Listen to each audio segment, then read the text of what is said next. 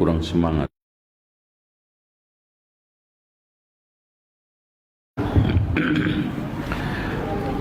Assalamualaikum warahmatullahi wabarakatuh.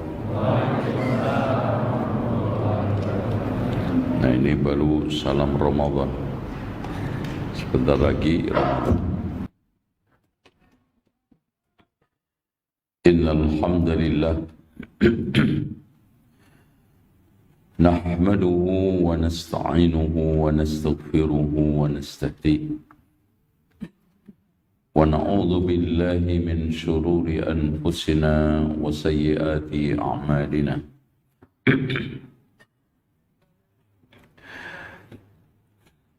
Man yahdihillahu fala mudilla lahu wa man yudlil fala hadiya lahu. Asyhadu an la ilaha illallah wahdahu la syarika lahu wa anna Muhammadan abduhu wa rasuluh. قال الله عز وجل يا أيها الناس اتقوا ربكم الذي خلقكم من نفس واحدة وخلق منها زوجها وبث منهما رجالا كثيرا ونساء واتقوا الله الذي تساءلون به والأرحام إن الله كان عليكم رقيبا. وقال عز وجل يا أيها الذين آمنوا اتقوا الله حق تقاته ولا تموتن إلا وأنتم مسلمون. وقال تبارك وتعالى يا أيها الذين آمنوا اتقوا الله وقولوا قولا سديدا يصلح لكم أعمالكم ويغفر لكم ذنوبكم ومن يطع الله ورسوله فقد فاز فوزا عظيما. فإن خير الحديث كتاب الله وخير الهدي هدي محمد صلى الله عليه وسلم وشر الأمور محدثاتها وكل محدثة بدعة وكل بدعة ضلالة وكل ضلالة في النار. Ikhwani wa akhwati fillah, jamaah yang hadir di tempat yang mulia ini, Baitullah, masjid yang dimana kata Rasulullah, majtama'a qaumun fi baitin min buyutillah. Tidaklah ada sekelompok kaum yang ngumpul di rumah di antara rumah Allah. Yatluna kitab Allah wa yatadarasunahu fima bainahum. Membaca kitab Allah kemudian mengkaji isinya. Illa nazalat alaihimus sakinah, melainkan turun ketenangan. Yang tidak lain adalah sakinatul qalbi bil ilmin nafi', ketenangan hati dengan ilmu yang bermanfaat. Wa hafad wa ghasyiyatuhumur rahmah, diselimuti oleh rahmat. Wa hafad bihimul malaikah, dikelilingi oleh malaikat. Dan tidak ada tempat yang dinyatakan oleh Rasulullah sebagai raudhah, taman, kecuali dua yang ada di Masjid Nabawi, dan itu tidak mudah untuk antum capai, dan tempat majlisul ilmi. Makanya Rasulullah mengatakan idza marartum bi riyadil jannati farta'u, jika di antara kalian melewati taman surga, masyaallah, farta'u, bersimpuh.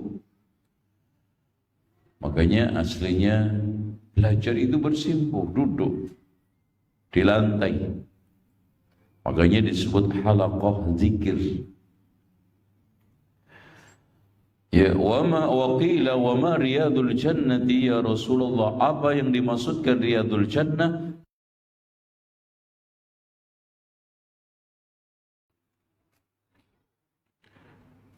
Dan hadirin sekalian, di antara tanda-tanda akhir zaman adalah ayyurfa'al ilmu, diangkatnya ilmu, wa yafshuwal jahlu, merajalilanya kebodohan, wa takthurun nisa, banyaknya perempuan, wa yaqillur rijal, sedikitnya laki-laki, hatta yakuna lirrajulil wahid khamsina imra'atan, satu laki-laki yang qayyim, yang baik untuk 50. Oleh karena itu hadirin sekalian, tidak ada kebaikan di atas kebaikan adalah memakmurkan hidup dengan ilmu yang bermanfaat. Mencari ilmu yang bisa menumbuhkan iman, yang bisa memperbaiki suasana hati, yang bisa meluruskan perilaku yang menyimpang, yang disebut dengan tazkiyatun nafsi. Nah, hari ini kita akan membedah buku yang kecil syarat dengan ilmu. Buku yang sangat sederhana tetapi memberikan pijakan kepada kita agar kita bisa bersosial dengan baik, terutama kepada orang tua kita. Karena dikatakan oleh para ulama, birrul walidain, berbuat baik kepada orang tua adalah sejarah hidup yang ditorehkan oleh anak dan dikisahkan oleh cucu sepanjang hayat. Nah, antum sekarang ini menorehkan sejarah baik atau buruk? Ya, kebaikan antum akan diceritakan oleh anak cucu antum. Dan begitu juga durhaka antum kepada orang tua akan dikisahkan oleh anak cucu antum dari masa ke masa. Dan durhaka ini dikatakan oleh Rasulullah termasuk dosa besar paling besar.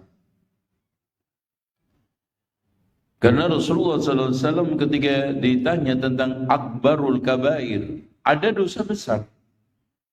Tapi di antara dosa besar itu ada akbar yang lebih besar. Ya. Yang pertama adalah al-isyraku billah, syirik kepada Allah.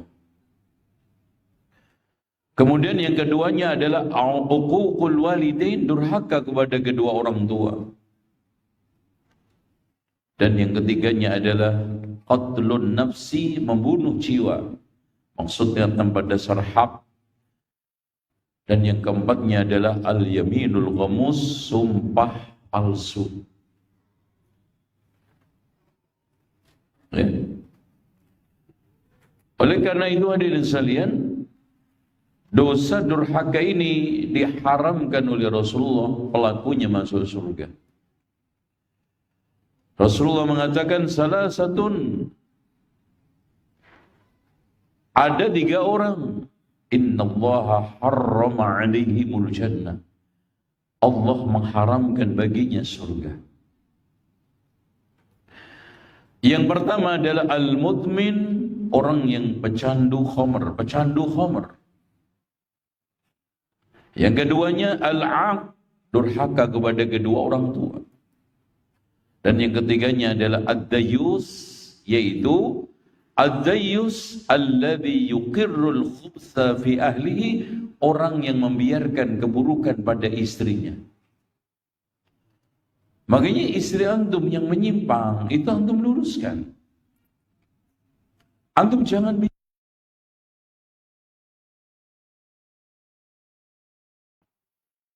karena Rasulullah mengumpamakan seperti apa? Tulang rusuk, dikerasin, patah, dibiarin bengkok terus. Terus diapain? Oh nggak jawab. Diapain? Dimadu.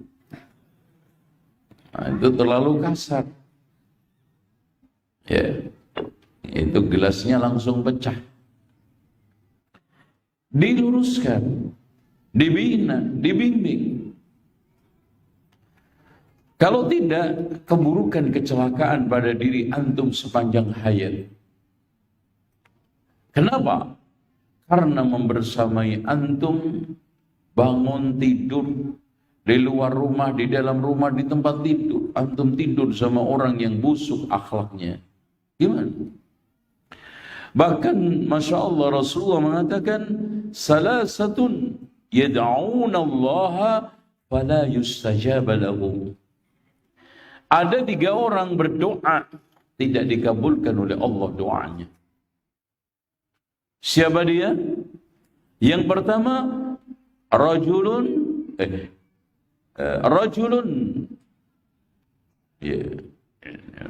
sebelumnya, tahtahu imra'atun sayyatul khuluqi falam yutalliqha. Ada orang yang punya perempuan alias istri yang jelek akhlaknya, tidak diceraikan. Jadi kalau ada seorang rajulun tahtahu imra'atun sayyi'atul khuluq, siapa itu perempuan yang sayyi'atul khuluq, yang bikin sial rumah tangga? Makanya Rasulullah mengatakan, in kana syu'mu fa fi thalathatin. Hadis dikeluarkan oleh Imam Al-Bukhari di dalam sahihnya.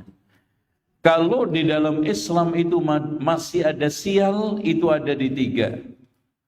Ad-daru rumah, wad-dabatu kendaraan, wal mar'atu istri.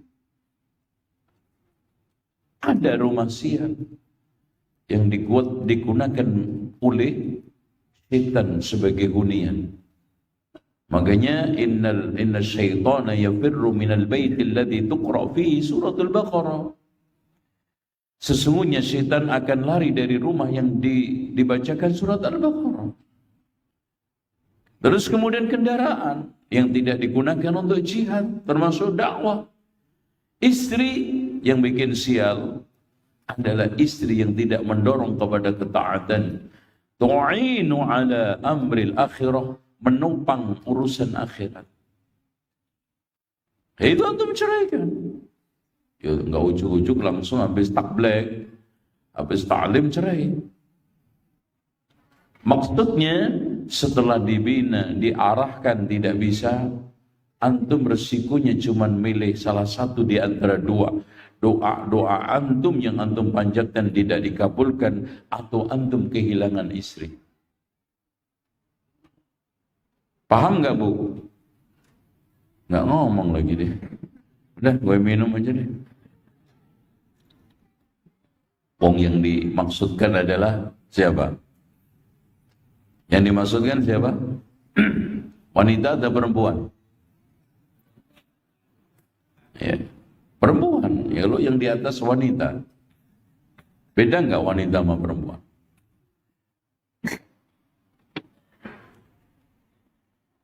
Dan yang kedua, rajulun yu'til mal ala subaha. Seorang yang memberikan harta kepada orang yang safih, kendor otaknya. Safih itu bahasa lokalnya itu goblok, pekok, terus apa lagi? Coba tanya AI. Bego, ya. Nanti dikiranya bahasa saya itu. Contohnya ada dulu di kampung saya, ketika saya kecil, ya, kelas SD itu, ada ibu-ibu jual ayam ditawar 5.000, minta 3.000. Marah-marah lagi, pokoknya kalau nggak 3.000 nggak, enak aja, pelihara ayam susah-susah ditawar 5.000. Kenapa? Karena uang 5.000 cuma 1 lembar. 3.000 3 lembar. Banyakan mana? 3 sama 1. Nah, ini orang, itu antum yang ngomong. Antum buka aja di AI. Nah, Orang yang menyerahkan harta kepada orang lain yang ketiga tanpa saksi. Hadis ini dihasankan oleh Syekh Al-Albani di dalam kitab Silsilatul Ahadits As-Sahihah. Baik. Sekarang kita mulai memasuki bentuk-bentuk durhaka kepada orang tua. Silakan Pak, dibaca. Antum perhatikan poin per poin, biar kita pulang mendapatkan faedah. Bismillah. Bentuk-bentuk durhaka kepada orang tua. Di antara bentuk durhaka kepada orang tua adalah sebagai berikut. Yang pertama, membuat keduanya bersedih dan menangis baik dengan ucapan atau perbuatan. Masya Allah. Ada pernah seorang yang menangiskan atau membuat orang ibunya menangis karena jihad. Jihad itu baik atau tidak? Kebaikan yang tidak ada taranya. Bahkan ketika ditanya oleh Rasulullah SAW, amal yang paling terbaik apa? Setelah birrul walidain adalah al-jihadu fi sabilillah. Tapi dia disuruh oleh Rasulullah kembali. Bikinlah kedua orang tuamu tersenyum sebagaimana kamu telah membuat menangis. Bagaimana sekalian dengan anak yang bikin menangis orang tua dengan perbuatan mungkar?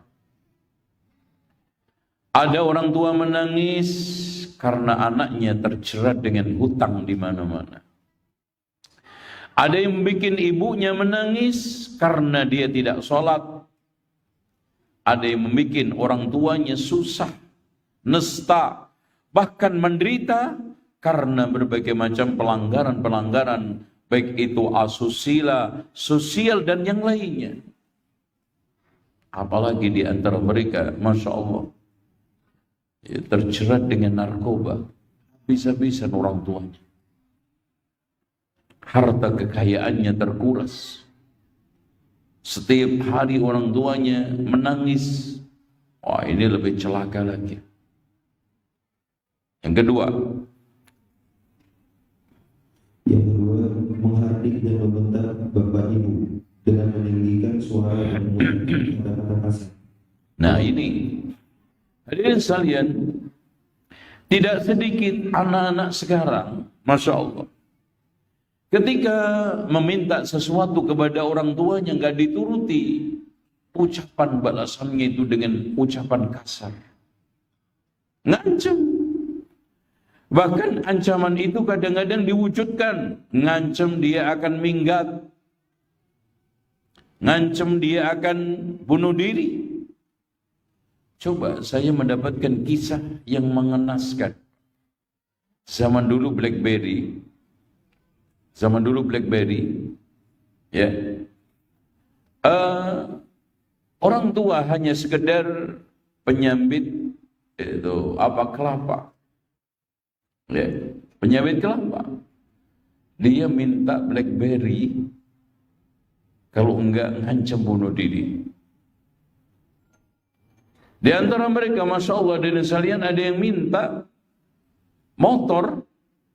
Orang tua harus jual tanahnya, rumahnya. Cara mintanya tuh enggak, Pak? Itu celurit sudah diletakkan di leher orang tuanya. Antum sekarang memegang HP semua. Hampir setiap saat mendengarkan berita kan. Bagaimana anak kurang ajar kepada orang tuanya. Bukan hanya kepada orang tua, termasuk guru dan yang lainnya. Ya. Oleh karena itu, hadirin sekalian yang dirahmati oleh Allah Subhanahu wa taala, hendaknya kita semuanya perhatikan firman Allah ini. Wala tanharhuma wa qul lahuma qawlan karima. Masyaallah, Pak. Kalimat Al-Quran yang cukup sastrawik ini, yang cukup mengandung balaghah tinggi, Allah menggunakan kalimat wala tanharhuma. Sama dengan Allah menggunakan kalimat Wa ammas sa'ila fala tanhar. Masya Allah, antum lihat di dalam surat At-Duha. Adapun terhadap orang-orang yang sekarang ini meminta-minta, jangan kamu usir. Ya kan? Artinya apa? Jangan kamu sekali-kali mengusir orang tua kamu seperti mengusir pengemis dari rumah. Enggak sedikit Pak, Masya Allah. Di dalam kehidupan ini, orang tua yang susah payah membangun rumahnya. Bahkan peras keringat banting tulang, rantau nan jauh ke sana. Setelah ngumpul kekayaannya, diambil begitu saja oleh anaknya. Anak ini orang tuanya dibuang. Dicampakkan.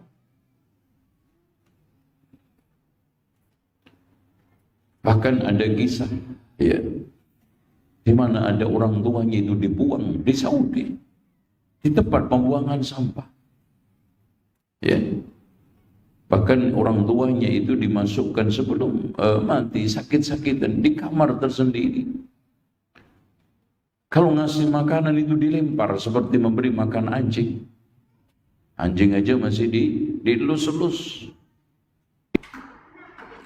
Ada di antara mereka setelah sekolah di Eropa, teman-temannya datang, ya, nggak ngakui dengan ini orang tuanya. Ditanya, itu siapa mas? Iya, tetangga lagi main. Tetangga lagi. Dan ucapan-ucapan kasar, ucapan yang tidak senonoh, jangankan itu layak diucapkan kepada orang tua, Pak. Ucapan itu andaikan disampaikan kepada temannya sekelas, temannya di sekampung bermain, nggak akan tega itu diucapkan. Anda cek aja. Kalau ada anak-anak durhaka, panggil. Kalimat yang kamu sampaikan ini kira-kira mungkin nggak kamu ucapkan kepada teman kamu sepermainan, sekampung? Nggak mungkin. Bahkan kalimat-kalimat yang tadi yang saya sampaikan itu sering meluncur dari mulut anak-anak durhaka. Padahal Allah mengatakan wa qul lahuma qawlan karima. Karim itu apa? Memuliakan. Dan di dalam Al-Quran itu ada qaul.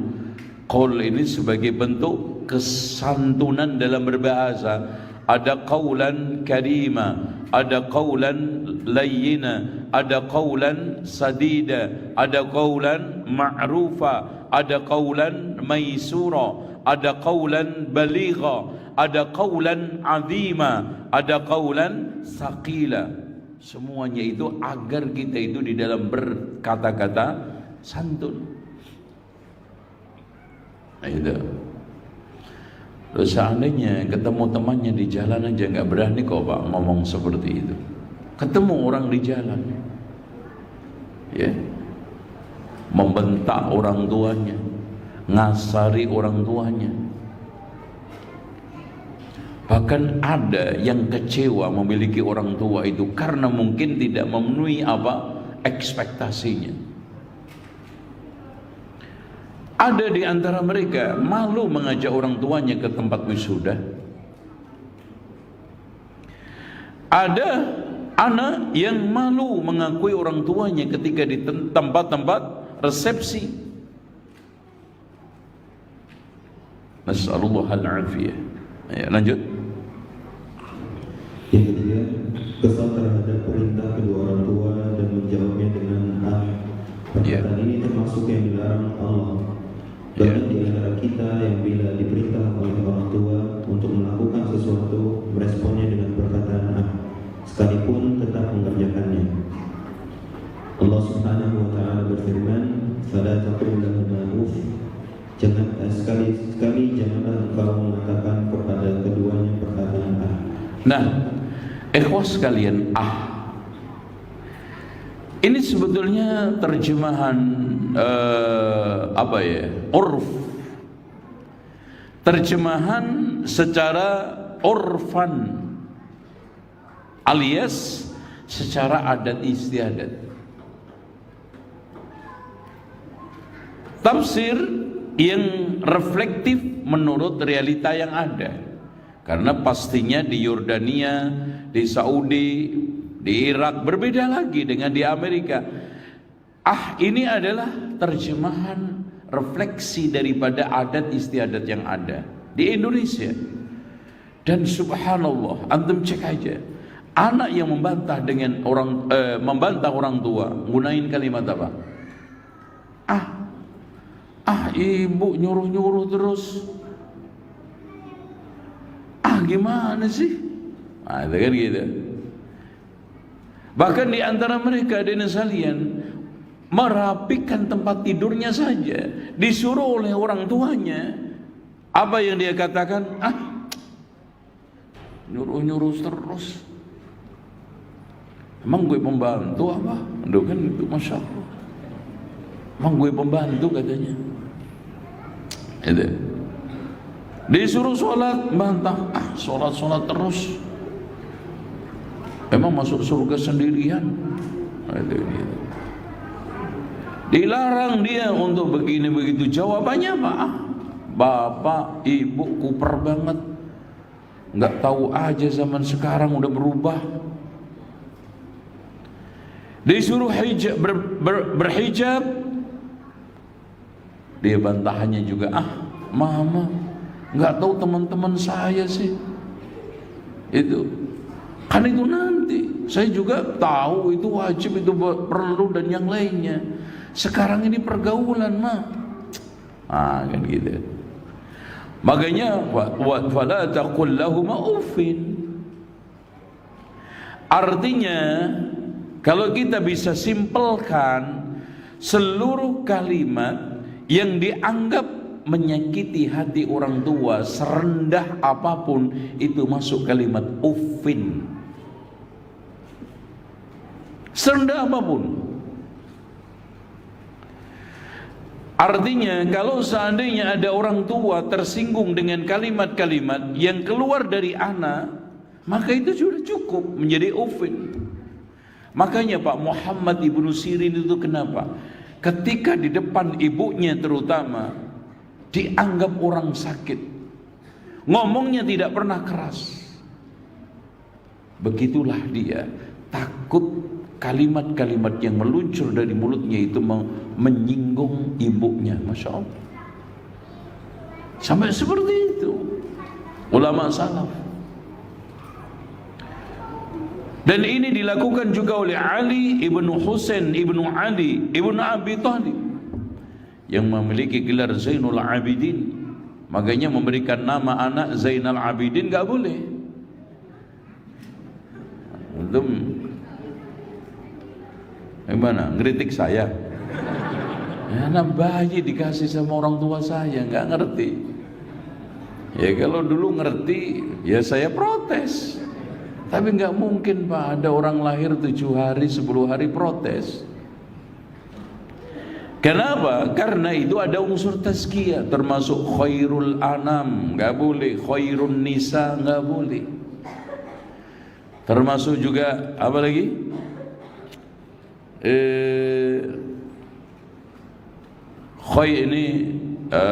Zainul Arifin, nggak boleh. Kenapa? Wala tusakku anfusakum, jangan kamu merekomendasikan kebaikan untuk diri kamu. Makanya ini gelar, kenapa? Karena Ali ibnu Husain ini dikenal ahli ibadah. Ketika sholat seakan dia itu apa? Seakan kayu yang sekarang ini tegak lurus, tidak bergerak. Makanya ketika ditanya, kenapa kamu tidak pernah memakan bersama, makan makanan itu bersama ibu kamu? Padahal kamu orang yang sangat baik sama orang tua kamu, sama ibu kamu. Apa kata dia? Saya khawatir makanan yang saya ambil disukai oleh ibu saya. Coba bandingkan dengan anak-anak sekarang, setiap hari grogotin perasaan orang tuanya. Ya, bandingkan dengan anak-anak sekarang ini, bikin orang tuanya kepikiran setiap hari sampai kurus kering kerontang. Bandingkan dengan ulama-ulama dulu bagaimana sikapnya kepada orang tua. Dan memang betul Pak, di antara tanda-tanda akhir zaman adalah kasratul uquq, banyaknya kedurhakaan. Lanjut yang berikutnya.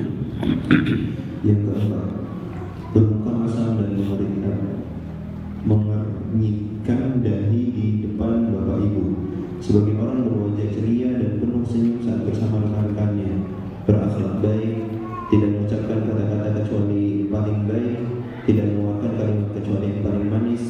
Namun begitu dia masuk rumah, duduk di hadapan bapak ibunya, dia berubah menjadi seperti singa yang sedang marah. Masya Allah, betul.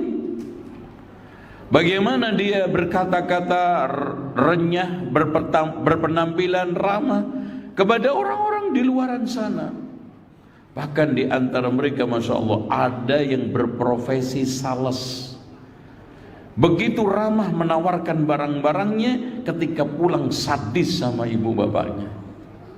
Masya Allah, apakah odol yang dia tawarkan, barang yang dia tawarkan lebih mahal dari kedua orang tuanya? Subhanallah. Makanya saya katakan, andaikan sikap itu diberikan kepada pelanggannya yang sedang ditawari barang, kira-kira mau nggak terima? Nggak mau itu. Dan ini banyak. Makanya di sana ada syair, minan nasi may yasilul ab'adain. Ada sebagian orang sangat akrab, menyambung dengan orang-orang jauh, wa yashqa bihimul aqrabul aqrab. Merasa mereka itu nesta, merana orang-orang dekat yang ada di sekitarnya, ibunya, bapaknya, ponakannya, adiknya, pamannya. Gak pernah ada tegur sapa, bahkan hari-harinya itu bertengkar. Tapi Masya Allah sama orang-orang gak kenal, sama mereka-mereka yang sekarang ini jauh, ya, bermanis muka, ya, berpenampilan ramah, bicaranya Masya Allah santun, kalimat-kalimatnya sangat dijaga supaya tidak menyakiti, mengganggu. Tapi sama kedua orang tuanya bicaranya asal nyeplos, ya, asal keluar dari mulutnya. Masya Allah, ini yang terjadi. Lanjut. Yang kelima, memandang kedua orang tua dengan tatapan tajam. Nah, melototin, nggak bu, itu durhaka. Jadi hanya sekedar melototin orang tua itu, Pak, durhaka. Lanjut. Yang keenam, memerintah kedua orang tua. Tadi yang ini melihat kepada keduanya dengan amarah serta merendahkan dan meremehkan keduanya. Muawiyah bin Ishaq berkata dari Urwah bin Az-Zubair, dia berkata, tidak berbakti kepada kedua orang tua siapa yang memandang keduanya dengan pandangan yang tajam. Iya, Masya Allah. Jadi subhanallah Pak, ada di antara anak memandang orang tua itu seakan-akan musuh, orang yang tidak berharga, yang tidak memiliki jasa sama sekali, dan patut untuk dicampakkan dari arena kehidupan. Makanya pernah ada orang yang konsultasi kepada saya, Ustaz, saya dibuang sama orang tua saya sejak kecil. Apakah atau bagaimana sikap saya kepada mereka? Apakah saya dosa tidak berbuat baik kepada keduanya sebagaimana saya berbuat baik kepada kedua orang tua angkat saya? Karena dirawat dia. Saya jawab, andaikan orang tua antum hanya memiliki jasa melahirkan toh, itu cukup untuk birrul walidain, wajib. Bukankah Rasulullah ketika ditanya, ya Rasulullah, siapa orang yang paling berhak saya perbaiki? Ummuka. Summaman, kemudian siapa lagi? Rasulullah menjawab ummuka. Kemudian Rasulullah ditanya lagi, siapa ya Rasulullah? Ummuka. Ibnu Battal memberikan satu uraian kenapa ibu diulangi 3 kali, summaman, kemudian setelah itu siapa? Abuka sekali, karena orang tua laki-laki hanya punya jasa satu, ibu punya jasa 3: hamil, melahirkan, menyusui. Tuh lihat. Artinya Pak, kalau seandainya sang ibu itu hanya punya jasa melahirkan toh, kemudian antum dibuang, masih punya jasa berapa? 2, hamil, nyusu, melahirkan.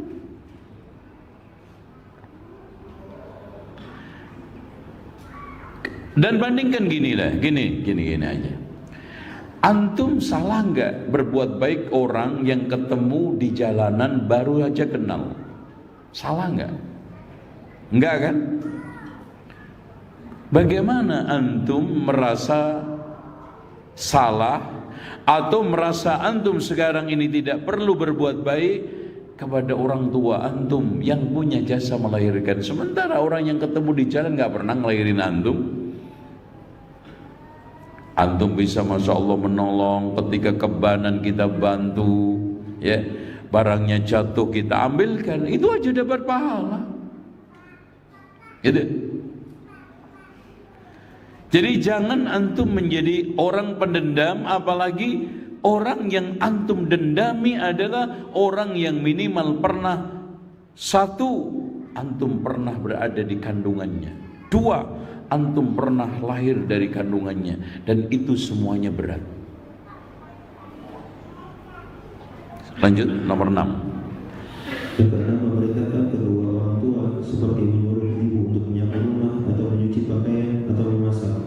Pekerjaan ini tidak pantas bagi ibu, apalagi bila ibu lemah atau sudah tua atau sakit. Namun bila ibu melakukannya sendiri secara sukarela dan lapang dada, dia mampu, tidak lemah, maka boleh. Namun anak tetap harus berterima kasih kepadanya dan mendoakan. Nah, ini peringatan, barang siapa, ikhwan dan akhwat, ibu bapak sekalian, kebetulan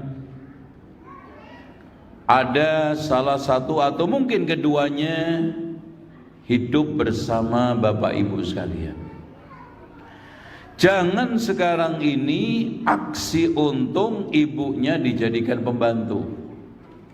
Aksi apa? Untung. Alhamdulillah, kalau pembantu kan gaji, ngasih THR, ini gratisan.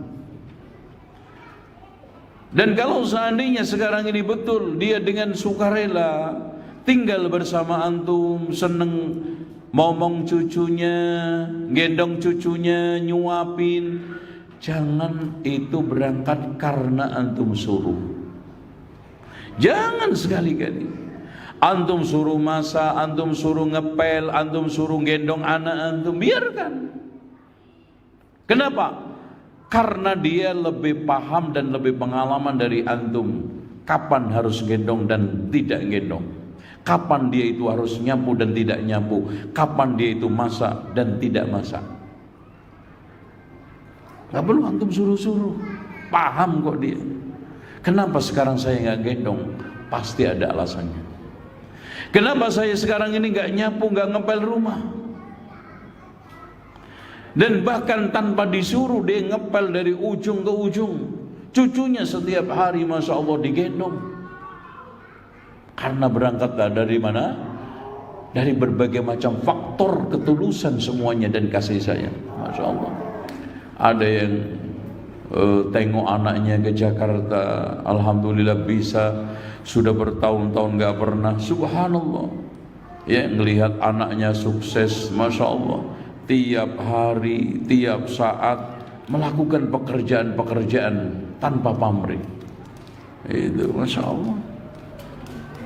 Ya, tapi kalau anak kan pamrih, coba aja pulang cuman bawa roti satu apa? Kongguan 1 kaleng, subhanallah, balik ke Jakarta, itu ayamnya ditanting, ya, kucingnya dibawa, apalagi beras 10 kilo. Coba bayangin, ini mah tukar tambah itu, ya, Masya Allah. Dan itu pun bersyukur, alhamdulillah, yo alhamdulillah, ya, wedhuse sekalian yang gowo kan gitu, bersyukur. Nggak ada orang tua itu sekarang ini ngitung-ngitung, itu nggak ada. Apalagi sudah kakek nenek ketemu cucunya. Makanya kadang-kadang cucu yang dibesarkan di tangan kakek nenek itu kadang-kadang nggak maslahat. Kenapa? Karena kalau orang tua itu biasanya mendidiknya dengan dasar sayang. Kalau nenek kakek dasarnya kasih. Harusnya kan kasih sayang. Apa aja dikasih. Minta cilok kasih. Gitu aja juga pelit sama anak lo. Bukan pelit pak, gitu kan gitu. Apa aja dikasih.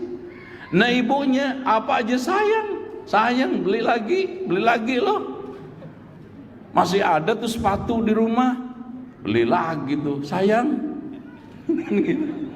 Itu namanya pendidikan dengan dasar sayang. Apalagi anak kedua itu paling disayang, minta apa aja sayang. Karena apa? Karena rata-rata anak pertama sama kedua itu deket hadirnya. Makanya popoknya masih utuh, baju-baju bayinya masih lengkap, alat mainnya juga masih lengkap, itu sepedanya, sepatunya, tas sekolahnya. Makanya ketika minta sepeda, sayang tuh masih bagus juga, lo minta lagi tuh. Udah pakai aja yang ada. Tas juga begitu kan, sayang tuh. Milik abangnya juga masih bagus tuh buat sekolah. Bagus-bagus juga baru untuk apa? Yang penting kan buat wadah buku selesai. Semua dasarnya sayang. Harusnya kan kasih sayang gitu ya. Kapan dikasih, kapan disayang gitu. Tapi gitu Pak. Saya ingin tegaskan kepada antum. Antum jangan sekali-kali nyuruh ayah antum, ibu antum kalau seandainya tinggal bersama antum. Gak mungkin ada orang tua itu gak tahu diri. Gak mungkin ada orang tua yang gak tahu kerjaan. Ini orang kagak tahu banget nih. Anak nangis kayak begitu juga, kagak digendong. Antum bicara sama siapa? Pembantu? Ini ibu antum. Makanya Pak, saya sering katakan kepada ini masalah cari jodoh. Begitu juga masalah cari karyawan. Sebelum antum tes macam-macam, antum tes 2 aja dulu. Dan itu simple, tanya bagaimana sholat. Kalau antum nanya muslim gak, nanti kena delik nanti. Itu wah ini Islamnya eksklusif. Antum tanya aja sholat, gitu kan gitu. Ya kan nggak ada deliknya itu, sholat nggak antum, ya kan gitu. Kan nggak mungkin juga non muslim sholat, pom muslim aja ada yang nggak sholat kan gitu kan. Kan pertanyaan saya nggak salah. Kenapa sholat? Karena hubungan dia dengan Allah. Ya udah beres. Antum cari orang yang kayak apa lagi? Setelah antum temukan orang yang punya hubungan baik dengan Allah, yaitu sholat. Makanya betul kata para ulama, siapa yang di dalam sholat menyanyiakan, diantaranya Umar bin Khattab mengatakan, siapa yang di dalam sholat menyanyiakan, maka di dalam urusan selain sholat lebih menyanyiakan. Kan? Yang keduanya, hubungan dengan orang tua. Antum harus khawatir dengan calon karyawan antum yang durhaka kepada orang tua antum. Kenapa? Karena ini orang dengan orang paling berjasa tahunan bahkan puluhan tahun seperti ini, apalagi dengan saya yang hanya punya hubungan kerja. Paham antum? Dan bandingkan dengan orang yang sekarang ini berbaik sama orang tuanya, otomatis, Masya Allah Pak. Dan itu fakta. Sedikit sekali kalau antum menemukan orang dua ini melakukan perilaku-perilaku yang aneh di dalam kerjaan. Amanah di dalam memegang uang, amanah di dalam menjalankan tugas. Termasuk juga ketika nyarikan jodoh untuk anak-anak antum. Pertanyaan utama pertama, Seleksi utama pertama yang antum korek utama pertama adalah apa? Sholat sama hubungan dia dengan orang tua, birrul walidain enggak? Itu aja dulu. Ya, insya Allah dengan cara seperti itu antum menemukan calon jodoh yang top, calon karyawan yang insya Allah amanah dan profesional. Lanjut. Yang ketujuh, mencela makanan yang dimasak oleh ibu. Perbuatan ini mengandung dua sisi negatif. Yang pertama, mencela makanan itu tidak boleh. Rasulullah SAW tidak pernah mencela makanan kemanapun. Apabila suka beliau menyantapnya, apabila tidak suka beliau meninggalkannya. Yang kedua, kurang sopan kepada ibu dan membuat ibu bersedih. Iya, sudah susah-susah ya masak, dan masak itu nggak mudah. Kadang-kadang tangannya kena api, kadang-kadang kena wajan, kadang-kadang kena apa? Percikan minyak. Kalau antum nggak percaya, masak aja sendiri. Udah selesai, pengennya itu orang-orang kanan kiri yang menikmati masakan itu apa? Merasa goyang lidah. Ini lidahnya bergoyang-goyang. Kenapa? Mencela. Bagaimana sakitnya? Chef aja yang di rumah makan, ketika diomongin masakannya nggak enak itu aja langsung itu drop itu. Itu mungkin sakit 2 hari itu. Takut dipecat sama ownernya. Lanjut sekarang. Yang kedelapan, tidak membantu kedua orang tua di rumah seperti membereskan, memasak dan lainnya. Ada sebagian anak laki-laki yang berpendapat bahwa membantu kedua orang tua dalam memasak rumah hanya menurunkan martabat mereka dan merendahkan kejantanannya. Dan ada juga anak perempuan yang acuh tak acuh melihat ibunya sibuk mengurus rumah. Bahkan ada di antara mereka yang menghabiskan waktunya yang panjang untuk berkomunikasi dengan temannya via telepon seluler tanpa menghiraukan ibu mereka sibuk sama diri. Nah ini kenapa banyak anak-anak terutama perempuan tidak siap menikah. Makanya saya sering katakan, outcome utama pendidikan laki-laki siap untuk menjadi suami dan ayah untuk anak-anak. Outcome pendidikan yang paling terdepan buat untuk perempuan siap untuk menjadi istri dan ibu untuk anak-anaknya. Kan tidak sedikit, Pak. Orang-orang yang sekarang ini Masya Allah sukses berprestasi di kampusnya, tapi ternyata gagal di dalam rumah tangganya. Nggak sedikit itu. Dan ini kurang ditekankan di dalam sekolah. Bagaimana sekarang ini sang bapak menjadi pendidik ulung di rumahnya, sang ibu juga menjadi pendidik. Bukankah kita mendengarkan al-ummu madrasatun in a'adattaha a'adatta sya'ban tayyibal a'rab. Ibu itu laksana sekolah. Lihat aja, Masya Allah. Paling nggak siap di rumah, paling tidak siap untuk menjadikan rumah sebagai madrasah. Banyak di antara perempuan, laki-laki siap untuk berlaga di dalam dunia bisnis, marketplace-nya jalan, ya. Terus kemudian berbagai macam prestasi-prestasi sosialnya juga hebat, kecerdasannya Masya Allah. Bahkan di antara mereka menjadi politikus hebat, tapi di rumah gagal. Saya pernah menterapi anak semata wayang. Wayang matanya berapa? Antum pernah nonton wayang nggak? Alhamdulillah, nggak pernah. Wayang itu matanya satu.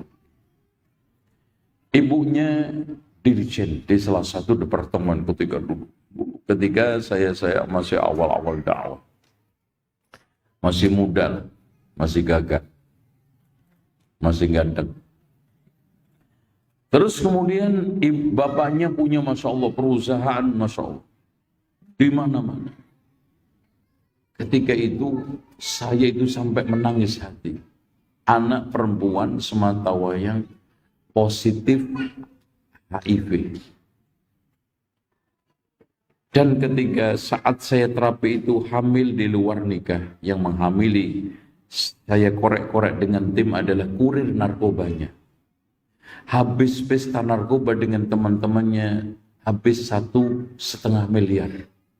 Padahal ketika itu tahun berapa Pak? 2004. Saya nangis ketika itu, ya Allah. Itu sama ustadzahnya, karena pakai ustadzah. Karena perempuan itu Masya Allah lengket, nggak pernah lepas. Ya takut juga nanti pindah aibnya kan. Udah tenang aja Ustazah. Enggak, insya Allah aman. Coba dia cerita. Dengan polosnya tanah di bumi ini yang belum saya injek Ustazah, cuma Mekah sama Madinah. Jadi liburan semester itu Pak, ke Amerika, ke Italia, itu liburan semester. Liburan panjang apalagi, di Perancis setengah bulan. Masya Allah. Yang mengenaskan dari seluruh cerita tersebut bikin sesak hati saya, dada saya. Dia diperkosa oleh temannya di rumahnya ketika umur 12 tahun. Di kamar mandinya.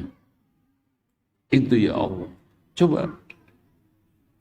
Makanya harta tidak menjanjikan apa-apa. Makanya tujuan hidup itu kata para ulama apa? Bersyukur, mencari kesehatan, taubat. Udah. Itu yang kita cari.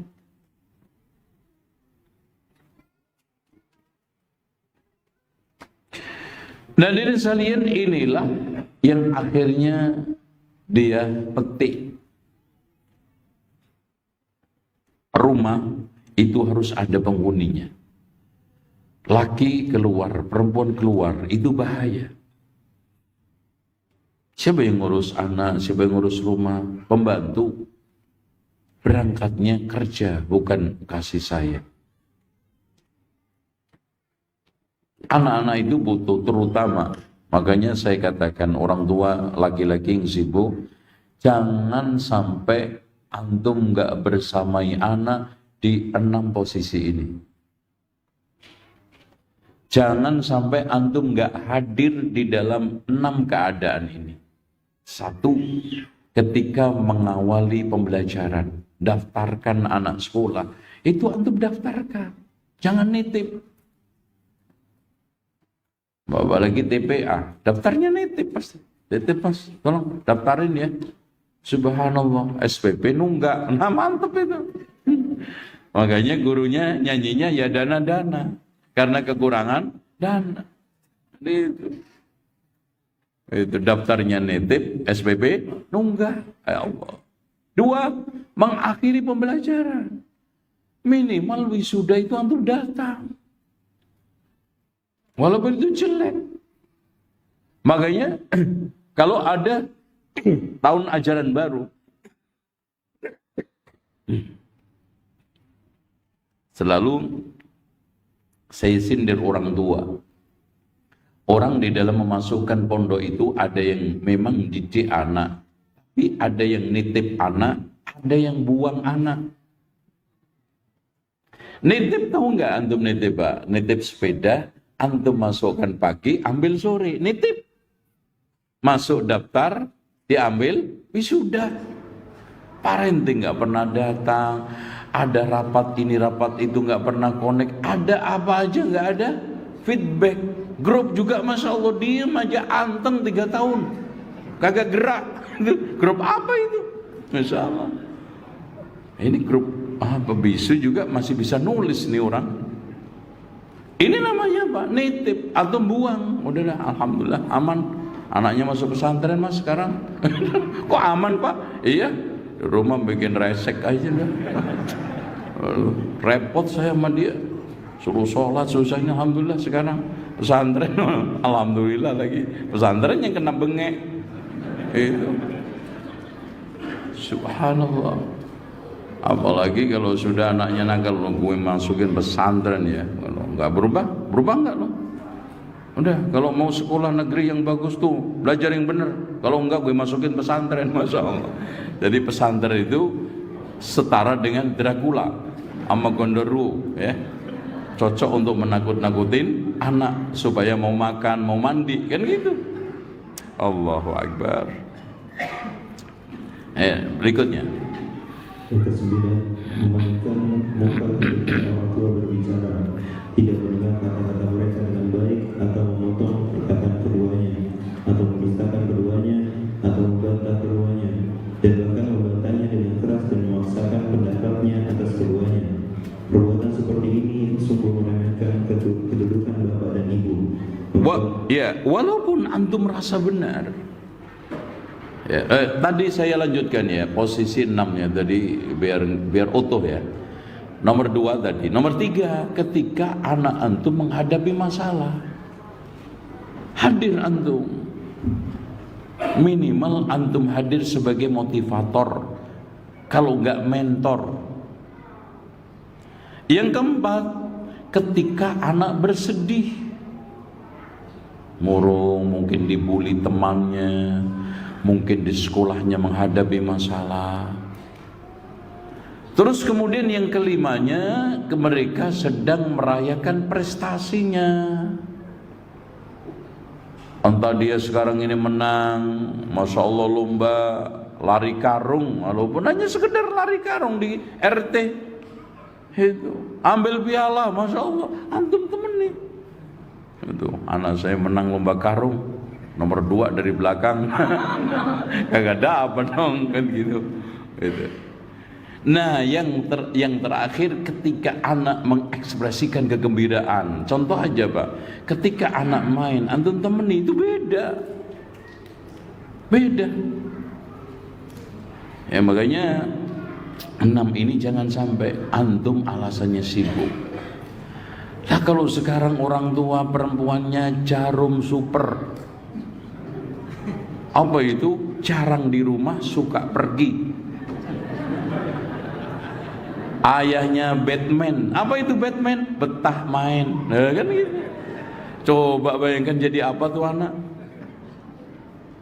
Disuruh rapat, dipanggil sekolah, absen. Mancingnya disiplin, Masya Allah. Kan gitu. Bu, mana bapaknya? Iya Pak, lagi ada urusan. Urusan apa? Ngadu burung murai. Aduh ya Allah, ini kagak penting banget nggak ngelihat anak dan pendidikan anak. Bagaimana kita mendapatkan anak supaya masuk surga, didoakan orang ini anaknya, sementara tidak pernah mendidik dengan baik, mendoakan anaknya. Bahkan tidak sedikit anak-anak itu yatim sebelum wafat ayahnya. Karena yatim itu bukan hanya semata-mata wafat ayahnya, tapi hilangnya pendidikan, pembinaan orang tuanya. Ulama-ulama Pak, itu banyak yang besar itu dalam keadaan yatim. Imam Ahmad itu yatim, Imam Syafi'i itu yatim, ya. Al-Hafidh Ibnu Hajar itu yatim piatu, nggak ada bapak, nggak ada ibu ketika masa kecil. Rasulullah aja yatim. Ini alam yajidika yatiman fa'awa wa wajadaka dhalan fahada. Tapi sukses karena hadirnya pendidikan, pembinaan dan apa? Pengarahan. Meskipun ini orang tuanya utuh, tapi nggak ada pendidikan, pembinaan, pengarahan, anaknya akan menjadi korban pergaulan, menjadi apa? Mangsa kejahatan dan penyimpangan. Hancur masa depan mereka. Yang lebih lucu lagi, ada mama kerja enggak, karir enggak, di rumah aja, anaknya terlantar. Ternyata apa? Kerjanya ngerumpi untuk supaya tenang, anaknya pegangi HP. Selesai memang itu, aman. Masya Allah, ngomong ngalor ngidul, anaknya tenang. Sampai anakku nanti mas, ternyata di kolong kursi itu tiduran gitu. Main apa? HP. Makanya haram hukumnya orang tua memegangi HP anak umur 0 sampai 4 tahun. Kenapa? Antum membunuh motorik dia. Biarkan anak-anak lompat gerah, biarkan anak itu terjatuh. Kenapa Pak? Karena dari situlah dia itu mengasah motorik yang halus maupun kasar. Ini kenapa ada anak umur 6 tahun berjalan di tangga aja jatuh, nggak berani. Kenapa? Karena dari sejak kecil umur 1-2 tahun nggak terlatih. Itu naik tangga aja dimi. Naik sekarang ini rumah yang itu ada ini aja takut. Kenapa? Nggak terasa. Makanya anak ketika jalan kepleset, jatuh, kadang-kadang itu semuanya adalah latihan. Itu ya.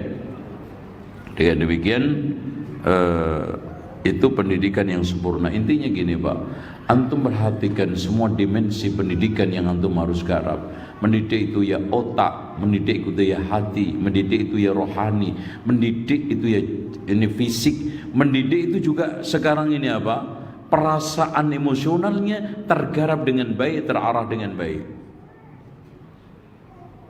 Lanjut sekarang. Yang ke-10, perangkat pendapat bapak dan ibu.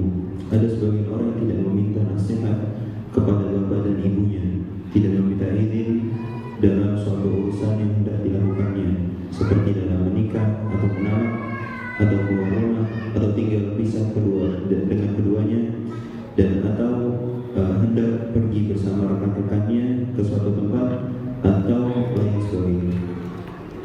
Ya, lanjut. Yang ke-11, tidak meminta izin kepada bapak atau ibu saat masuk ke rumah atau kamar keduanya. Hal ini termasuk sikap kurang ajar terhadap keduanya. Mungkin keduanya atau salah satunya dari keduanya dalam keadaan yang tidak layak dilihat oleh siapapun. Ya, lanjut. Yang ke-12, memunculkan masalah di hadapan orang tua, baik masalah dengan istri atau masalah dengan rekan-rekan atau dengan anak-anak atau lainnya. Sebagian orang tidak merasa puas sebelum menyalahkan anggota keluarganya karena kesalahan tertentu, kecuali dilakukan di hadapan bapak atau ibu. Coba. Ini Pak, antum jangan mudah bercerita tentang masalah apapun dan sekecil apapun kepada orang tua, kecuali setelah antum pertimbangkan dengan seksama, dengan sempurna, dengan baik, bahwa itu tidak akan mengganggu pikiran orang tua. Pak, apalagi orang tua antum sudah mulai tua. Orang tua itu biasanya emosinya besar, akal perasaan emosi ini kendalinya itu kecil. Kenapa? Orang tua cenderung seperti itu. Antum tahu sebabnya? Orang-orang tua, antum belum tua ya. Orang-orang yang sudah di umur 60-70 emosionalnya tidak terkendali karena satu, sudah mulai keras otot dan sarafnya gitu. Kedua, masa pensiun yang sudah mulai banyak kurang sana kurang sini, termasuk kurang jatah ya.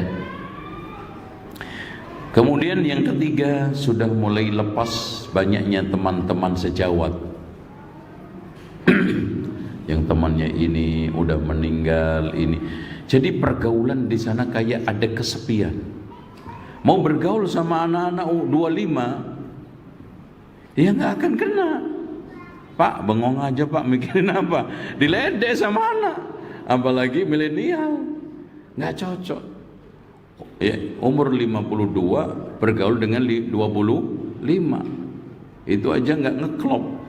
Apalagi umur 72 bergaul dengan 27. Terus kemudian sudah mulai hilangnya sanak kerabat, terutama mungkin pasangannya. Tuh, itu udah mulai stres lagi. Nah, sudah mulai banyak kondisi-kondisi yang sudah selama ini menjadi andalannya lepas. Bisnisnya, pemasukannya, macam-macam. Nah, yang terakhir penurunan kesehatan. Mata udah mulai enggak sebening zaman dahulu. Ya, mata. Lihat tulisan aja salah baca. B itu jadi apa, Pak? Ternyata kabur, yang salah matanya bukan tulisannya. Nah, itu. Lihat duit 10.000 dikiranya 100.000. Muharamar kan kemarin udah saya kasih 100.000. Ya Pak, 10.000 Pak itu. Apalagi sekarang duit itu mirip-mirip, ya kan? 20.000 mirip sama, nah itu. Ini yang membuat masa usia lanjut itu tidak stabil emosionalnya. Makanya betul ala laitas syabab ya'ud yawman fa ukhbiruhu bima fa'ala al-mashib. Aduhai seandainya masa remajaku bisa balik, maka aku akan kabarkan betapa tidak enaknya masa usia lanjut. Makanya di sana harus ada kegiatan di masa usia lanjut. Ya, harus ada. Ya, makanya kadang-kadang tidak terarah. Itu saya kadang-kadang juga ya lucu sambil geli gitu ya. Ada klub nenek-nenek gitu, masya Allah. Ketemu di puncak ngopi dia. Ya Allah ini. Padahal duduknya aja itu masya Allah. Lama banget duduk tuh itu, rabang-rabang dulu. Kalau enggak jatuh. Ya Allah ini, coba kalau dia tahu ngaji, minimal baca aba taksa. Tapi karena mereka enggak tahu cara menyelesaikan pensiun yang kafah. Bagaimana? Makanya anak lagi merancang pesantren manula. Walaupun nanti namanya enggak manula ya, biar enggak serem. Ya. Jadi pesantren ini saya rancang dengan pokoknya bagus, eksotik dan menarik. Jumat, Sabtu, Ahad. Nah itu pesantren di situ. Pokoknya bagaimana suasana di situ betul-betul dia itu rehat. Itu ada taman burungnya berkicau kan, masya Allah itu kan, pengganti istrinya yang mati yang cerewetin gitu kan. Ini kayak istri gue nih, ini apa jala gitu kakek.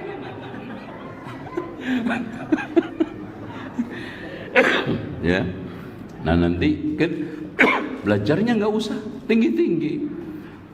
Nggak perlu buku-buku besar, apalagi diajarkan Riyadhus Shalihin, nggak masuk ya. Bubar.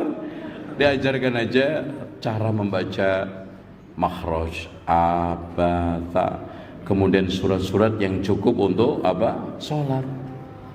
Terus kemudian kita ajari tata cara sholat.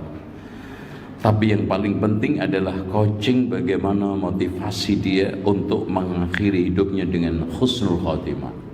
Itu nanti tempatnya di lereng Gunung Merbabu. Wow, masya Allah, masya Allah. Nanti kita bawa sana. Iya benar. Jadi kita akan, ini sudah mulai. Ya, ini dapat bangunan induknya. Nah kemudian kemarin dapat tanah, alhamdulillah. Ya beli bukan hadiah. Ini gitu. Ya 1.000 bisa tambah lagi. Nah di sana nanti kita akan undang. Ini daripada rekreasi nggak ada jeluntrungnya, jalan-jalan pulang malah bikin repot anak-anaknya. Kenapa? Masuk angin. Aduh, ya Allah, mendingan kagak jalan-jalan Pak kemarin. Ya di rumah aja juga pusing saya kan gitu. Nah di sini karena ada sebagian orang yang memang sibuk, takut durhaka kalau dititipkan di panti jompo.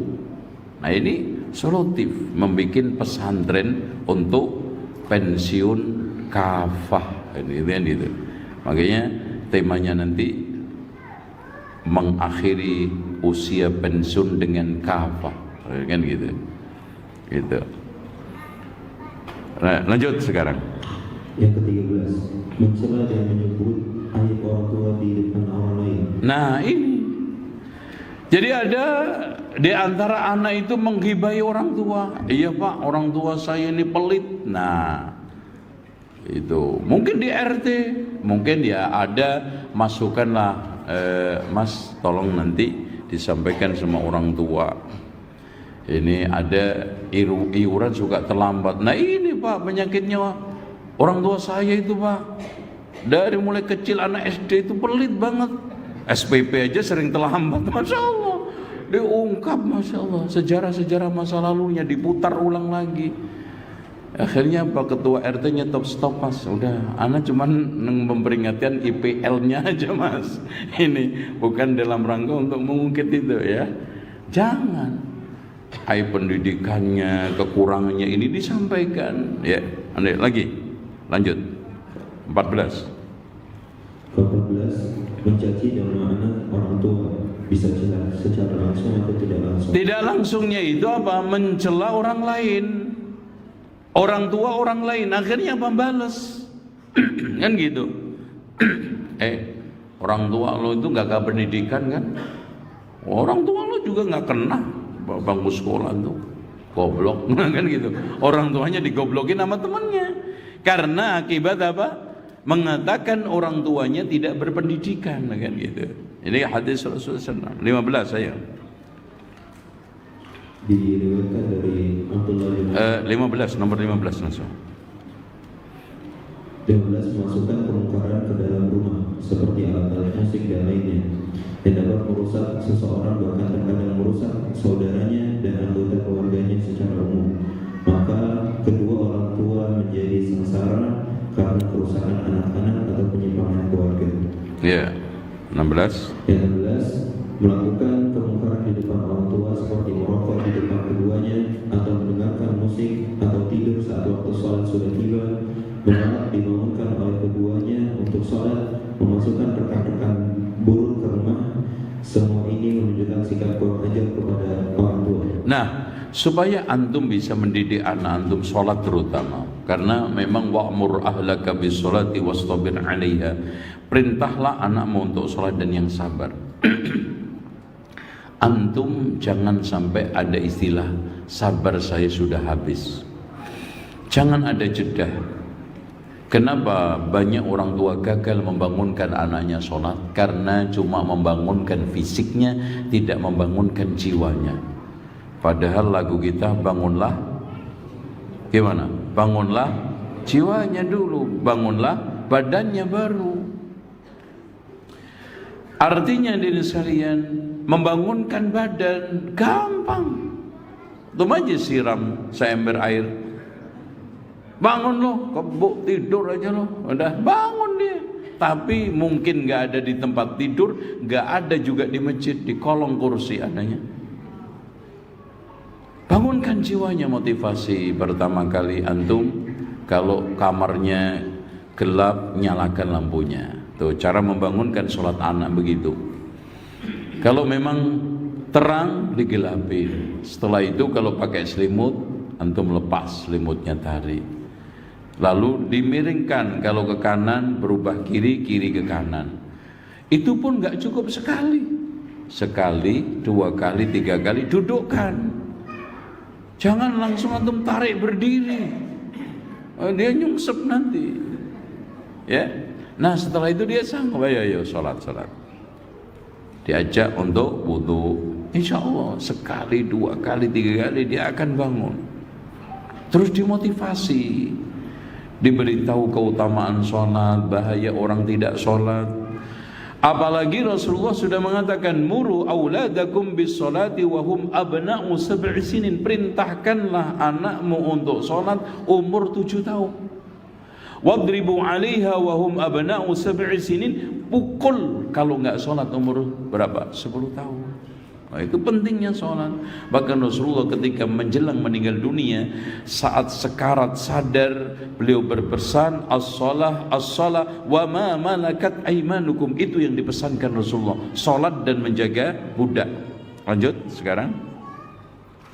Yang ke-17, mencoreng nama baik orang tua, yaitu dengan melakukan perbuatan buruk atau kejahatan yang bisa menghancurkan harkat dan martabat, merusak muruah, dan bahkan terkadang sampai terseret ke penjara dan mempermalukan di depan masyarakat. Perbuatan tersebut termasuk durhaka kepada kedua orang tua